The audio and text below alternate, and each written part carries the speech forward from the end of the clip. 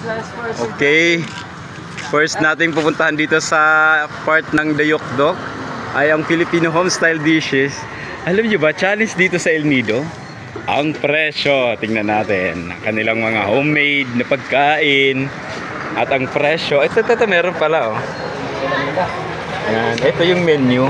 Tingnan nyo, guys, oh. Oh, tingnan nyo yung presyo. Diba? Yan.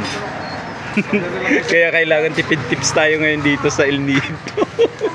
Good thing meron tayong mga kasama na may mapababait. Ayan. Kahit ganito mga simpleng pagkain, no? Yung simpleng pagkain, tapos tingnan mo naman presyo. Yeah, kailangan pag pupunta kayo ng El Nido, kailangan yung may budget talaga. Kasi tingnan mo, ano to? May 1,100, 1,900. Grabe. 3,500, 1,950. Grabe yung mga presyo dito.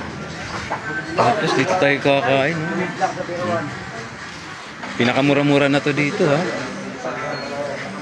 Grabe. Sir, pili ka na lang. Ha? Kahit ano lang sa akin, hindi ako mamili. Ikaw bahala ka kung anong kunin mo. Yun na yung ulam ko. Pili ka na lang. O sige, ano lang. Adobo na lang sa akin. So, akin isang adobo, sir. Ito. Ano to? Walang ulam? Chicken na lang pala. Manghang? Ito? Pork adobo. Ayun na lang. Thank you. Yeah, Rods, itong kinuha ko. Sige. Okay. Sir, pili ka lang, sir. Yan, pinapili tayo. Ay, mag-follow na kayo. Eh, si Meron. Hello! Yan yung Ay, kamusta kayo? Ay, mga friendly mga taga El Nido. siya. Yan yung pinurang namin nakaraan. Andito tayo sa El Nido. Alright. Oy, mga taga El Nido pala, mga artistahin, no? Ayan, no? Mga pangmalakasan.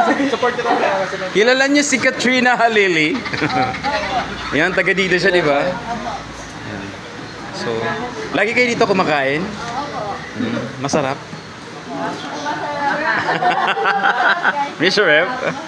Ayan, so waiting lang natin yung mga order natin. So, first time ko naman dito kasi sa El Nido. So, ayan, meron kaming gagawin dito, yung mga destinations, mag-take kami ng videos. Ayan. Kaya, sobrang saya lang na first time ko nakapunta dito sa El Nido. Shoutout sa inyo!